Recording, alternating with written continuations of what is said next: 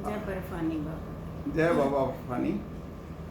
आज हम इस वीडियो के माध्यम से आपको बाबा बर्फानी की यात्रा कैसे की जाए, कैसे प्लान करें, क्या क्या औपचारिकताएं हैं जो आपको पूर्ण करनी होंगी, उन सब के बारे में बताएंगे।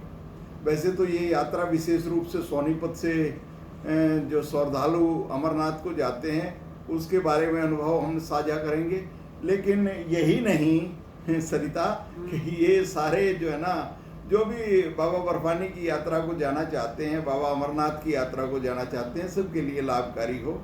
इस वजह से इन सब बातों को ध्यान में रखते हुए हम बताएंगे। तो सबसे पहले हमने क्या किया सोनीपत से चलने के लिए। तो सबसे पहले हमने साइन बोर्ड की वेबसाइट पर गए और वहाँ से हमने एक फॉर्म जो मेडिकल करने के लिए आता है वो डाउनलोड किया, उसका प्रिंट आउट निकाला।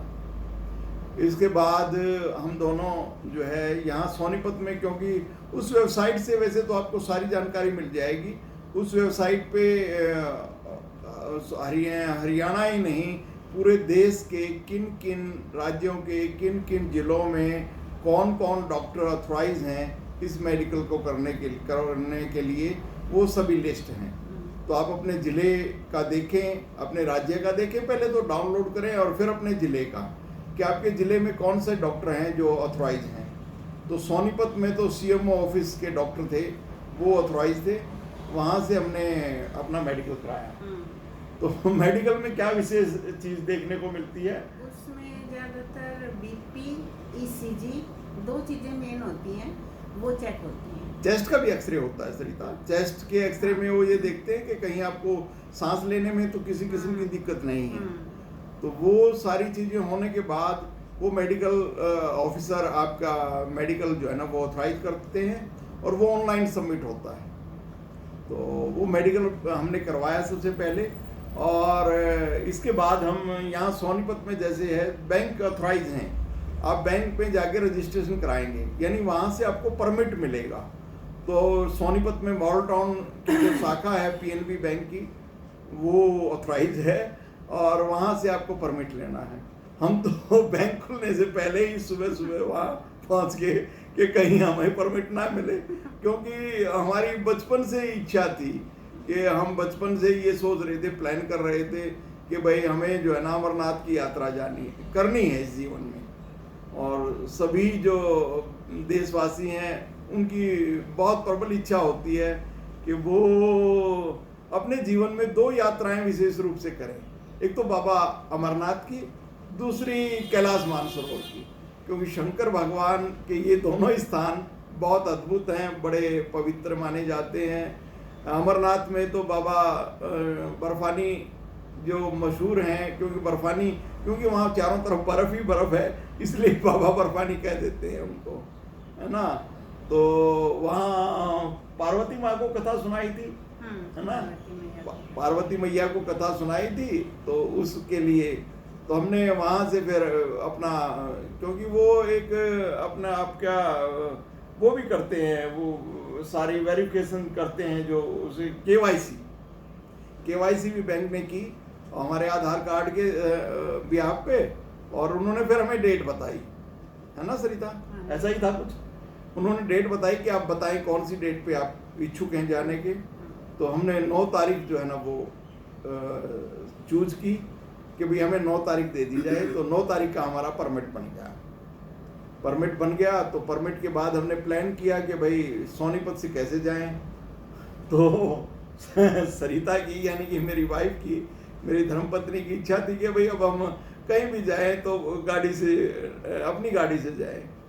तो हमने अपनी गाड़ी को एक बार सर्विस कराई, चेक कराया कि कहीं कोई फॉल्ट वगैरह नहीं है, क्योंकि लंबी यात्रा है, पहाड़ों पर जाना है। तो वो चेक कराने के बाद हम 6 तारीख को सुबह प्रातः निकल लिए। 4 बजे उठे, बाबा की आराधना की, पूजा की, फ्रेश हुए, स्नान वगैरह किया और सुबह हमने यात्रा आरंभ कर दी। 4:15 बजे शुरू हो गई थी, हाँ, निकल लिए थे 4:15 बजे निकल लिए थे। तो अम्बाला तक तो कोई दिक्कत है नहीं सोनीपत से, तो कि अम्बाला तक आप सीधे जाएंगे। अम्बाला के बाद फिर आप पंजाब की तरफ मुड़ जाते हैं। जालंधर और अमृतसर की तरफ है। जालंधर, अमृतसर, पठानकोट वगैरह रास्ते में आते हैं। पठानकोट फिर हिमाचल में पड़ जाता है, साइड में रह जाता है। फिर आप पठानकोट से सीधे जो है ना जम्मू के लिए निकल जाते हैं। वैसे आप जाना चाहें तो अपनी ट्रेन से रिजर्वेशन करा सकते हैं। हर एक स्टेट से जो है ना जम्मू के लिए ट्रेनें उपलब्ध हैं। जम्मू के लिए या उधमपुर के लिए, दोनों में से एक चूज करें और निकल लें।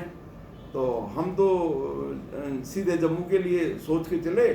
फिर रास्ते में विचार बना कि भाई हम शायद पहले ना पहुंच जाए जम्मू, तो उसके लिए क्योंकि 9 तारीख का है और हम 6 बजे निकल लिए, तो फिर हम किस साइड निकल गए थे, हम अमृतसर की तरफ निकल गए थे। तो कि भाई चलो एक दिन अमृतसर लगाते हैं। लेकिन फिर मन में जो खलबली तो ये थी ना कि भाई तो बाबा से मिलने की, तो फिर अमृतसर के रास्ते से ही मुड़ लिए। फिर गाँव से होते हुए हम सीधे पहुंच गए जम्मू। जम्मू पहुंचकर फिर हमने देखा कि भाई एक वो कार्ड बनता है, वो कार्ड बनवाने के VFI कार्ड, तो वो कार्ड बनवाने के लिए तलाश शुरू करी कि भाई कहाँ बनेगा। तो वहाँ भगवती नगर कैंप में था, भगवती नगर कैंप में था, वहाँ हम ट्राई करते रहे। तो वहाँ से वो कहने लगे जी आज तो नहीं बनेगा आपका कार्ड। ये मंदिर था, कौन सा मंदिर था वो? रंगनाथ नहीं, रघुनाथ मंदिर। तो रघुनाथ मंदिर को तलाश किया। तो रघुनाथ मंदिर में तलाश करते हुए ऐसा हुआ हम बैक साइड चले गए और वहाँ वो मार्केट थी। तो मार्केट में गाड़ी खड़ी करना बड़ा अजीब सा, उन्होंने इनकार कर दिया कि जी यहाँ तो कार्ड बनता नहीं, कार्ड तो भगवती नगर कैंप बनेगा या बस स्टैंड और रेलवे स्टेशन पे भी बनता है, वहाँ बनवाएं। तो बस वहाँ से हम किसी तरह वापस आए, क्योंकि लंबा सफ़र हो चुका था। सोनीपत से हम जम्मू तक का, और जम्मू से भी बीच में हम वहाँ चले गए थे अपना जालंधर, अमृतसर वाइट साइड में। तो वो भी टाइम हमारा काफ़ी लग गया। फिर हमने वहाँ तलाश किया कि भी ठहर जाते हैं यहाँ ठहरने के लिए, क्योंकि पूरे देश से अमरनाथ बाबा की यात्रा करने के लिए श्रद्धालु आते हैं। तो वहाँ ठहरने की बड़ी असुविधा सी महसूस हुई। एक दो देखा भी ठहरने का स्थान, लेकिन वो उचित सा नहीं लगा। फिर भी क्या किया जाए, बस बाबा ने हाथ पकड़ रखा था उन्होंने कहा कि बेटा सीधा आ जा तुम हमारे पहलगांव के लिए। रास्ते इधर से मुड़ जाओ, उधर चले जाओ, उधर से मुड़ जाओ, इधर चले जाओ। वो रास्ते हमें ना वहीं पजल कर दिया भगवती नगर में ही। और वहाँ पुलिस का भी था, सारी सिस्टम था, बट उन्होंने कोई रास्ता दिया नहीं। वो शायद बाबा की इच्छा थी कि हमें वहाँ कुछ ना हाथ पकड़ने के लिए कुछ मिला ही नहीं कि हम यहाँ रुक जाएं, गाड़ी यहाँ छोड़ दें और बेस कैंप के साथ उसके साथ जाएं, मिलिट्री के साथ। नहीं बन पा रहा था वो यही था कि बुलावा बाबा का ऐसे था। हाँ, आपके सारे के सारे प्लान है ना जीवन में रखे रह जाते हैं। बाबा जब आपको बुलाएंगे तो बस वो बुला ही लेंगे, हाथ पकड़ के खींच लेंगे आपका और आप निकल पड़ोगे। ठीक है, बाकी प्लान तो बनाना ही चाहिए कि भाई आपको क्या क्या करना है, रास्ते में कहाँ रुकोगे, कितना वो होना चाहिए। तो बाकी बाबा की इच्छा। तो बाकी सारा हमारा अनुभव जो है वो ये बताता है कि भाई आपको है ना मिलिट्री के साथ ही चलना चाहिए बेस कैंप के थ्रू। हम तो निकल लिए और अनुभव ये रहा कि हम हर साल जो है ना बाबा नीलकंठ पे जाते हैं, नीलकंठ भगवान पे दर्शन करते हैं, जल चढ़ाते हैं। जब से जो लोग हमें जानते हैं उनको पता है कि राखी वाले दिन तो मैं होता ही होता हूँ वहाँ बचपन से, यानी मैरिज से पहले, शादी सरिता भी मेरे पास नहीं आई थी, तब से नीलकंठ भगवान के दर्शनों को जाता रहा हूँ। और अब भी जाते हैं, बच्चे भी जाते रहे हैं। जो बच्चे थे हमारे पास अब वो बड़े हो गए, अपने अपने स्थानों पर इधर उधर एडजस्ट हो गए हैं, यूरोप में हैं, लंदन में हैं। तो लेकिन चलो ये भी सब बाबा की कृपा है। तो वहाँ से भाई हम चल पड़े। अब रात को चलते चलते ऐसा लग रहा था कि जैसे गाड़ी है ना अपने आप भाग रही है। मतलब हम गए भी, जैसे वापसी पे हम आए हाईवे से, पर हमें जाते हुए क्योंकि फ्रस्ट्रेट हो चुके थे, जिसने रास्ता जहाँ से बताया वहीं से मुड़ गए। शहर के रास्ते से कोई और निकलता था, छोटा सा पतला सा रास्ता पहाड़ी का, हम वहीं से चढ़ लिए। फ्रस्ट्रेट तो नहीं कहेंगे, मतलब नहीं वहाँ जो कार्ड नहीं बना था और उससे थोड़ा सा विचलित तो था मन कि भाई क्या करें यार, क्या करें, लेकिन करें क्या, करना तो बाबा ने था। बाबा ने हाथ पकड़ के खींच रखा था। तो पहली बार पहाड़ों में गाड़ी चलाई है ना, नीलकंठ के रास्ते में भी नहीं चला पाते थे, सोचते कभी चढ़े ही नहीं, मतलब कह भी देते कि है ना नहीं मिल रही हैं गाड़ियां तो अपनी गाड़ी ले चल, ना ना ना ना ना अपनी गाड़ी नहीं चलेगी, अपनी गाड़ी नहीं लेके जाना नीलकंठ। लेकिन वहाँ बाबा अमरनाथ ने तो ऐसे पकड़ के खींच रखा था कि बेटे आ जा, तेरी इच्छा जो है ना वो मैं पूरी करता हूँ, आ जा तू यहाँ। तो बस हम निकल लिए और काफ़ी देर हो गई। तो रात को मेरे विद्यार्थी रहे हैं, बचपन से बड़े लाड ले रहे हैं संतराज, उससे फ़ोन पे बात की सरिता ने कि भाई चल पड़े हम तो पहलगांव के रास्ते पे, अब क्या करें। उन्होंने कहा नहीं जी, रात को इतना लंबा सफ़र करके आप सोनीपत से निकले, फिर वहाँ गए, अब तो आपको ना रुक जाना चाहिए कहीं, रात को ना सफ़र करो, ठीक नहीं है सिक्योरिटी पर्पज़ से भी। हालांकि जगह जगह पर सेना का, भारतीय सेना जो है ना वो अटक खड़ी है सिक्योरिटी को लेकर, सुरक्षा को लेकर सभी श्रद्धालुओं को, लेकिन वहाँ हम रुक गए है ना। उन्होंने उधमपुर एक होटल वाले को फ़ोन किया तो हम वहाँ चले गए और रात को रुके, और फिर सुबह हमने फिर यात्रा आरंभ की। तो सुबह यात्रा आरंभ की, मतलब पहाड़ी इलाका था सारा, और जहाँ होटल में जाना था वो भी ऊंचाई पे था। तो वहाँ आके थोड़ा सा ही हो गई इस ऊंचाई पे, अरे इतनी ऊंचाई चढ़ के आ गए हो, ये गली की थोड़ी सी ऊंचाई है, वहाँ क्या हो गया।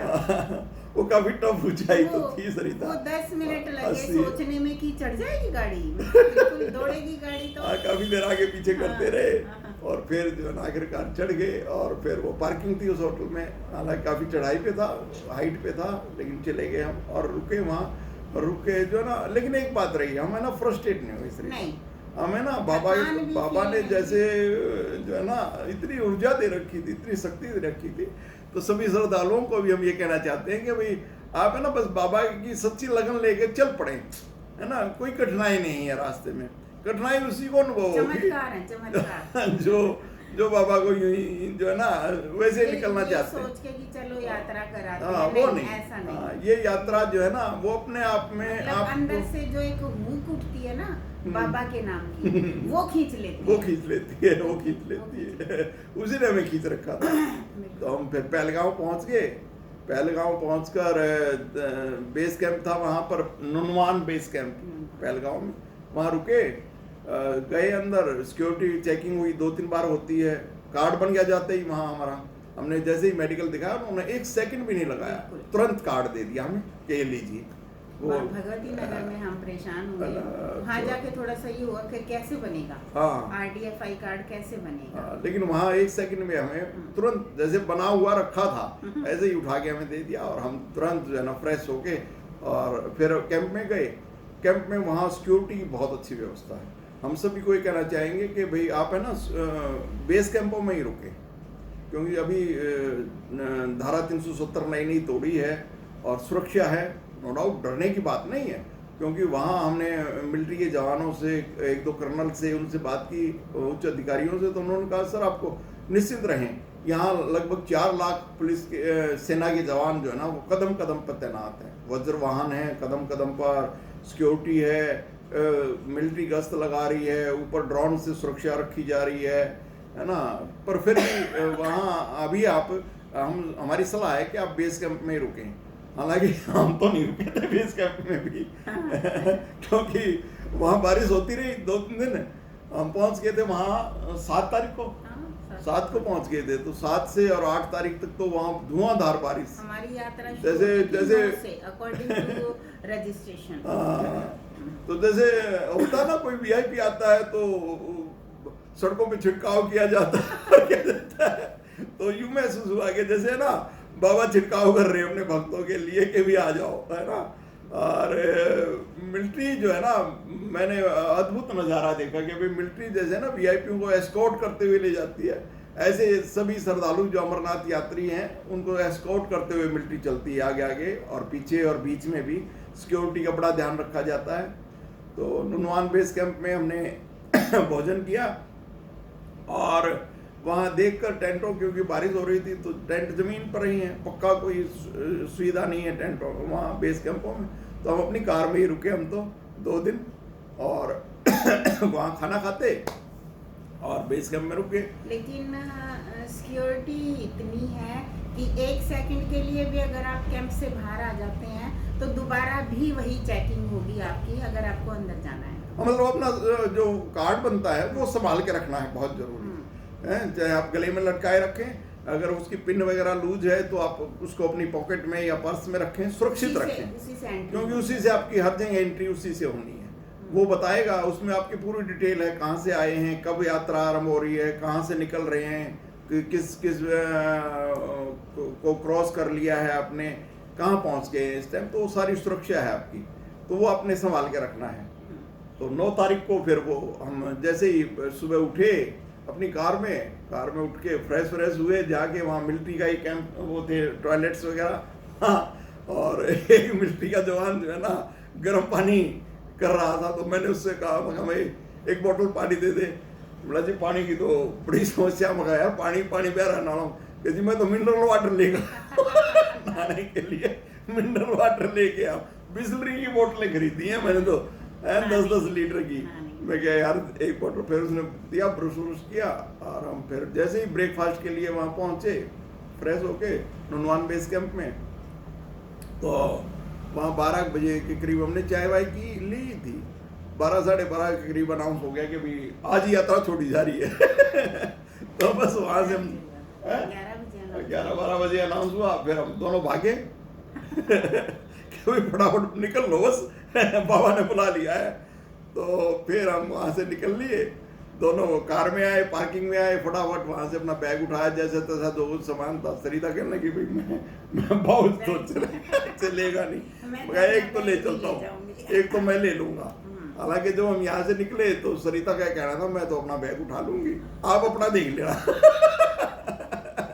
हुआ उल्टा।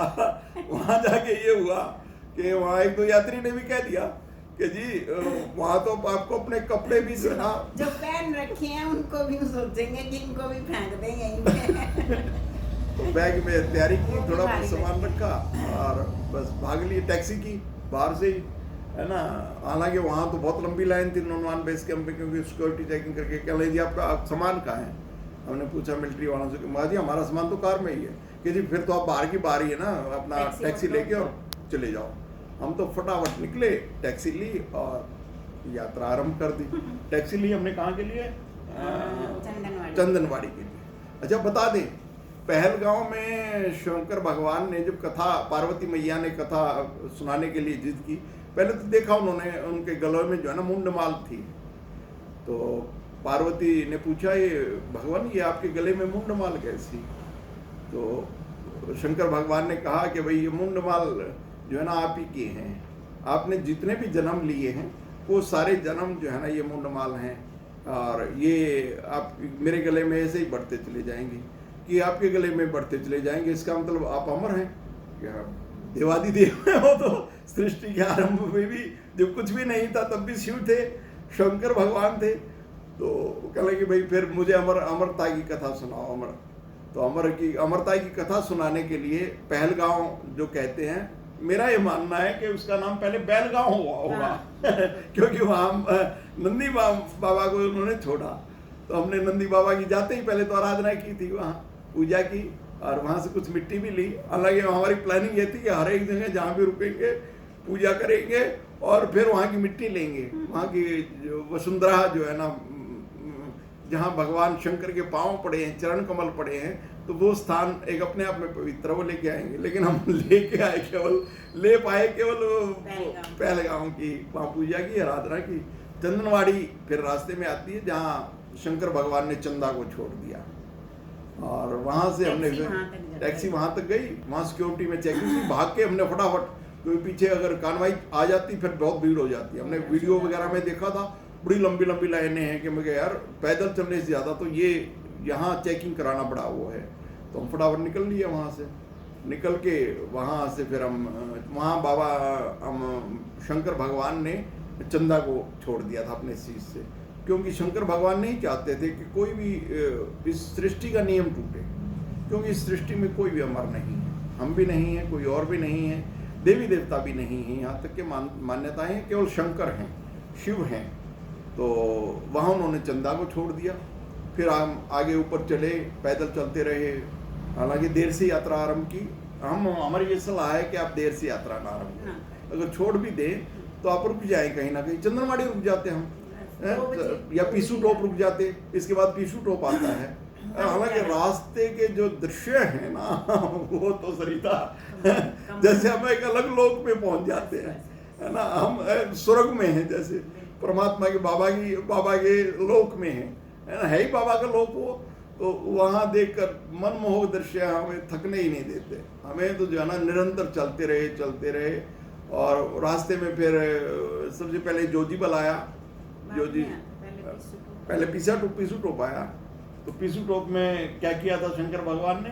अपने गणों को गण छोड़, थे वो छोड़ हाँ, दिए। वो अपने गणों को छोड़ दिया, फिर जो उनके गण थे ना उनके साथ चल रहे थे उनको छोड़ दिया था। और फिर जो है ना इस तरह हम फिर शेषनाग पहुंचे रात को 11 बजे। बड़ा अद्भुत अनुभव था, यानी इतने लंबे पैदल चलने का भी अनुभव अपने आप में जीवन में शायद पहली बार इतने कंटिन्यू चले हैं। और वैसे तो पहाड़ी रास्ता, और पहाड़ी भी नॉर्मल रास्ता नहीं, लेकिन है ना रास्ते में आप जो देखेंगे ना आपका बार बार नाचने को मन करेगा। हम तो बस पूछो ना, बाबा के जयकारे लगते रहते हैं और चलते रहते हैं। वहाँ रुके तो थोड़ा सा फिर वहाँ पर मुझे शायद ऑक्सीजन की कमी के कारण है ना यूँ महसूस हुआ कि गले के अंदर से कुछ जा ही नहीं रहा है, ना पानी जा रहा है ना कुछ खाने पीने का जा रहा है। तो वहाँ एक मिलिट्री के जवान थे, उन्होंने बड़ी हेल्प की। मिलिट्री के जवान आपकी बहुत हेल्प करेंगे, वो आपकी सुरक्षा तो करेंगे ही करेंगे, आपको कोई परेशानी है किसी किस्म की तो हेल्प भी करेंगे। रास्ते में जैसे मैं कई बार बैठ जाता था तो कहते हैं अंकल जी चलते रहो ना, पति लेके जाने पड़ोगे कोई शायद हरियाणा का था, उसने पहचान लिया होगा, है ना। तो ये बहुत बड़ी हेल्प है। लेकिन रात को फिर एक टेंट मिल गया वहाँ हमें, उसमें विश्राम किया। चारों तरफ बर्फ ही बर्फ, अद्भुत नज़ारा, यानी कि हमने जीवन में कभी देखा नहीं था। मतलब ऐसे मैं तो ये कहूँगी कि बाबा का जो चमत्कार है ना वो हमने देखा। और मतलब ऐसी उम्र के बच्चे, उनको ऑक्सीजन की कमी हो रही है, उनकी तबीयत खराब हो रही है, बाबा ने इतनी दया रखी। एक बार हल्का सा, क्योंकि बीपी का भी कुछ भी कह सकते हैं, थकान भी कह सकते हैं, मैं तो ये नहीं कहूँगी कि थोड़ी सी थकान ज़्यादा थी, क्योंकि कंटिन्यू हम चलते रहे 9 घंटे तक। वो थोड़ी देर हुआ, सो के उठे तो उसी एनर्जी के साथ, वो उससे ज़्यादा एनर्जी थी बाबा से मिलने की जो लगन थी ना, वही थी। वैसे जगह जगह पर है ना मिलिट्री वालों ने आपकी चिकित्सा के लिए बेस हॉस्पिटल वगैरह बना रखे हैं। आप ये भी निश्चिंत रहे इस बात से भी कि कोई वो नहीं है, ठीक है ना। तो सुबह फिर हमने सोचा भी, अब मैंने पूछा सरिता से, सरिता कहने लगी बहना आप घोड़े ले लो उम्र हो गई है थोड़ी सी, रात को थोड़ी सी तबीयत खराब हुई तो थोड़ा सा टेंशन, तो वहाँ से हमने घोड़े लिए नहीं। और घोड़ों पे चलना शुरू किया। घोड़ों ने आनंद ही अपना था।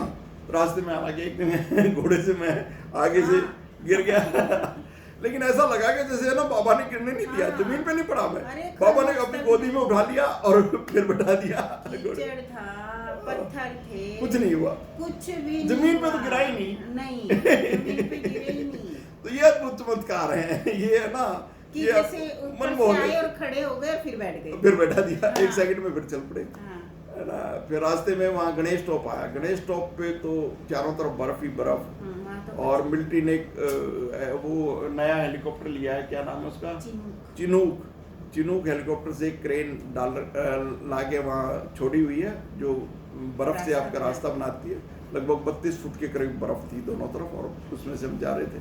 तो वहाँ हमने चाय वो पिया था, कहवा लिया खाने पीने का वहीं मिलता है सामान बीच में, और कुछ नहीं। फिर वहाँ से चल पड़े और फिर हम पहुँच गए चंदनवाड़ी का तो बस अद्भुत दृश्य था। जैसे ही पहुँचे वो घोड़े वाला भी कहता रहा जी 12 बजे बंद कर देंगे, फटाफट आज ही जाओ। तो वहाँ से फटाफट फिर हमने घोड़े लिए, वो घोड़ा लेके फिर चल पड़े हम सिक्योरिटी चेकिंग करते हुए। और जैसे ही हम वहाँ पहुँचे रास्ते में वो दरअसल चढ़ाई बहुत टफ है, 80 के एंगल पे है। मैं क्योंकि ड्राइंग कर रहा हूँ तो आपको बताऊँ 80 के एंगल पर है, और घोड़े क्योंकि रास्ता बहुत कठिन है, भीड़ा है, तो वो घोड़े रोक दिए जाते हैं। तो वो पे जाम लग जाता है। हाँ, तो विचलित हो जाते हैं थोड़े से। फिर विचलित हो गया मेरा घोड़ा, मैं फिर गिर गया। वो साइड से बल के रेलिंग टूट के नीचे बहुत गहरी खाई थी, उसमें चली गई। वहाँ भी कुछ नहीं हुआ, मुझे फिर बैठा दिया घोड़े पे और फिर चल पड़े। और फिर घोड़े जो है ना वो क्या संगम टॉप है, वहाँ पे रह जाते हैं सिक्योरिटी पर्पज से भी और आगे स्वच्छता की दृष्टि से भी। वो फिर हम वहाँ से पैदल गए, वहाँ से लगभग 1.5-2 घंटा पैदल लगा। और जैसे ही हम वहाँ पहुँचे ना बाबा की गुफा में, बस आंसू निकलाते हैं उनको देखकर। इतनी अद्भुत गुफा, और हमें तो कबूतरों के भी दर्शन हुए। ऐसी मान्यता है वहाँ चंदनवाड़ी में। वहाँ जो पंचतरणी है, पंचतरणी में फिर शंकर भगवान ने पांचों चीजों को छोड़ दिया, जल, पृथ्वी, वायु, आकाश और अग्नि, उनको भी त्याग दिया ताकि ये भी अमर नहीं है। और इसके बाद वो कथा सुनाने के लिए गए तो गुफा में कहते हैं कि भाई शंकर भगवान ने जब गुफा सुनानी शुरू की तो पहले तो पार्वती को कहा भी नींद नहीं आनी चाहिए, तो सुनती रहना।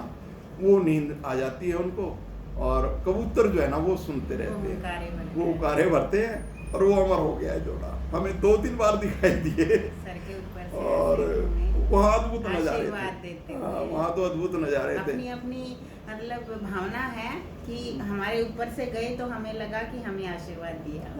तो हम तो बस धन्य हो गए। यूं हुआ चाहे बाबा आप जो है ना अपने पास बुला ले, अपने गोद में ले लें, लेकिन वो तो सब परमात्मा के अधीन है। वहाँ ऐसे भी नज़ारे देखने को मिले। एक कपल था, पंजाब का था शायद, वो कहाँ का, बरवाड़ा के थे। वो पैड़ियों से वापस आ गए। अरे इतनी दूर आए हो और दर्शन किए बिना, क्या जी बस चला नहीं जा रहा। अरे और एक लड़की तो वो ऊपर गुफा के अंदर ही जाने के बाद उसके पिताजी उसको बार बार कह रहे हैं देखिए रे बाबा, वो कह रही मुझे दिखाई नहीं दे रही। तो ये इस प्रकार के जो नज़ारे हैं ना, ये आपको चमत्कार है। यानी बाबा जिसको नहीं दर्शन देने नहीं देने, और जिसके देने हैं हाथ पकड़ के खींच लेंगे। तो वहाँ से फिर हम वापस पंचतरणी आए। अगले दिन जो है ना फिर हमने सोचा कि भाई पहलगाम के लिए हेलीकॉप्टर ले लें। एक भजन है कि खाली श्रद्धा नहीं देखेगा, है ना, वो सब कुछ कि आपके अंदर देखेगा। वो आप नहाए हो नहीं नहाए हो इनको भी नहीं देखेगा, आपके वस्त्र साफ है या नहीं देखे हो। बाबा ने तो सिर्फ भावना देखनी, आपके अंदर क्या है, आपके हृदय में क्या है, तो वो देखते हैं बाबा। तो हम ये नहीं कहते अभी इस संसार में रहते हैं पता नहीं क्या है क्या नहीं, लेकिन कितनी गलतियां, लेकिन बाबा ने क्षमा भी करते हैं। वो बड़े आशुतोष हैं, आशुतोष भगवान भी कहते हैं उन्हें। तो एक निवेदन और भी श्रीता इन श्रद्धालुओं से करना चाहता हूँ। पंचतरणी में मैंने है ना जगह जगह प्लास्टिक की बोतलें, रैपर्स वगैरह देखी, ये ना, ऐसा ना करें।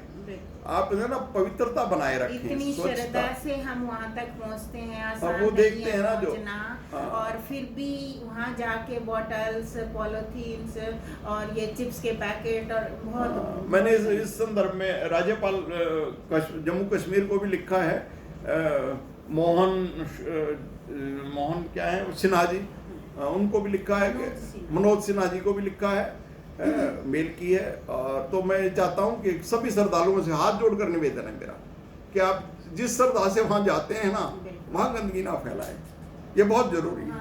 मतलब दुख होता है और हम लोग इतने कष्ट सहन करके और बाबा के दर्शनों के लिए वहां तक पहुंच पाते हैं, और फिर वहां जाके फिर वही अपना जो यहाँ करते हैं वही सब कुछ। अपने घर को हम इतना साफ सुथरा रखते हैं और रखते हैं, 10 तरह की सफाइयाँ करते हैं, और बाहर जाके फिर वहाँ, और वो भी बाबा का स्थान, वो नहीं करते। और ज्यादातर मैंने देखा जो पैसे वाले या रईस हैं वो कर रहे हैं। हम हमारे पास तो कुछ था ही नहीं।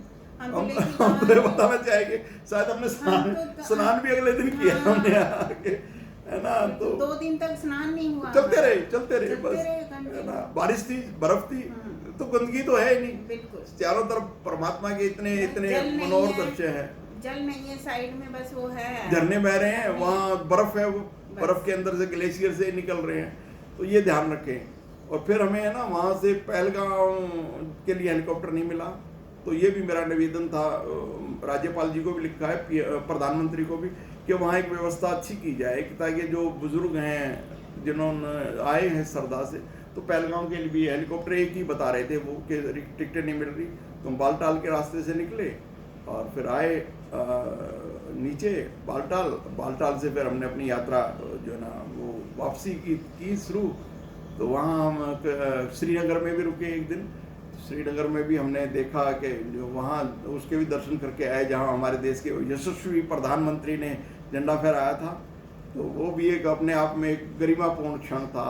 वहाँ एक वज्र टैंक खड़ा था और मिलिट्री के जवान खड़े थे, तो वहाँ हमने फिर भारत माता की जय के नारे लगाए तो वो अलर्ट हो गए गन लेकर के मिलिट्री के जवान के कोई ऐसा वैसी हरकत ना होना, कुछ नहीं होता, अब तो सिक्योरिटी है, तो वो भी एक अपने आप में मन बड़ा जीर्णोद्धार हो रहा है। वो एक बहुत अद्भुत तरह से अब बनाया जा रहा है दोबारा, लाल चौक को बनाया जा रहा है। तो वो डल झील भी देखी हमने, है ना, जहाँ लोग जवानी में जाते हैं घूमने के लिए, तो ऐसा कुछ नहीं है जवानी में जाते और फिर भी यूं था कि भाई हमें ऐतिहासिक चीज़ें हैं और अब आध्यात्मिक यात्रा है हमारी, है ना, फिर हम अब आगे की प्लान बना रहे हैं कि आगे देखते हैं कहाँ कहाँ जाएंगे।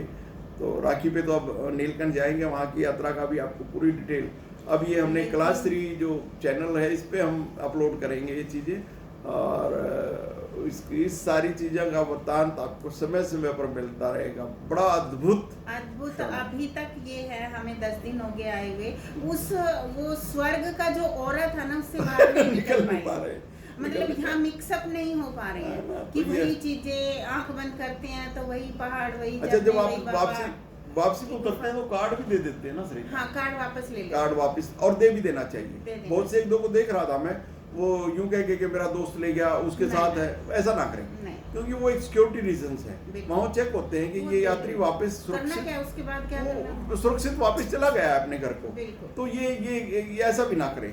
ये भी छोटी छोटी चीजें हैं, इनका ध्यान रखें आप, है ना, तो और निश्चिंत होकर आप जाएं, निश्चिंत होकर जाएं, आपका बड़ा जीवन जो है ना धन्य हो जाएगा आपका, आप ऐसी यात्रा करके, है ना। मैं इस माध्यम से एक अपील और भी करना चाहता हूँ, अपनी भारत सरकार से भी और हमारे देश के जो श्रद्धालु हैं वो भी, उन सब से कि भी जैसे पहलगाम है, नंदी जी का है, तो वहाँ एक नंदी जी की बहुत अच्छी भव्य मंदिर और प्रतिमा बनाई जानी चाहिए, ठीक है ना, पहलगाम में। और इसके बाद चंदनवाड़ी में चंद्रमा का एक मंदिर हो, इसी तरह के पिशु टॉप है तो उसके गणों का मंदिर हो, है ना। इसके बाद गणेश टॉप है, गणेश जी का एक मंदिर हो, प्रतिमा हो जाए, मंदिर ना हो, तो क्योंकि वहाँ सुरक्षित रखा जाए, रहे वो, लोग आराधना करें, पूजा करें। और चंदनवाड़ी में हमारे पंच तत्वों का, तो इस तरह से यदि हो जाएगा तो बड़ा पंचतरणी में, तो ये हमारा जो है ना एक बड़ा देश की, हमारे देश की भारत सरकार से भी और श्रद्धालुओं से भी सभी से निवेदन है कि ये भी करें। तो इसके साथ ही जो है ना इस यात्रा पे आप जाए। हम इस वर्ष तो ये हमारे जो लंबी यात्रा है 62 दिनों की है, तो 62 दिनों, क्योंकि 2 सावन आए हैं, 2 सावन आ रहे हैं, तो ये भी एक बहुत बड़ा अवसर है आपके लिए, दुर्लभ अवसर है कि इसका लाभ उठाए, ठीक है ना। तो जय बाबा की, जय बाबा अमरनाथ। सभी सुख समृद्धि से रहें, सभी प्यार से रहें, प्रेम से रहें, देश उन्नति करे और हमारा देश फिर से विश्व गुरु कहलाए, इसी मंगल कामना के साथ ओम नमः शिवाय।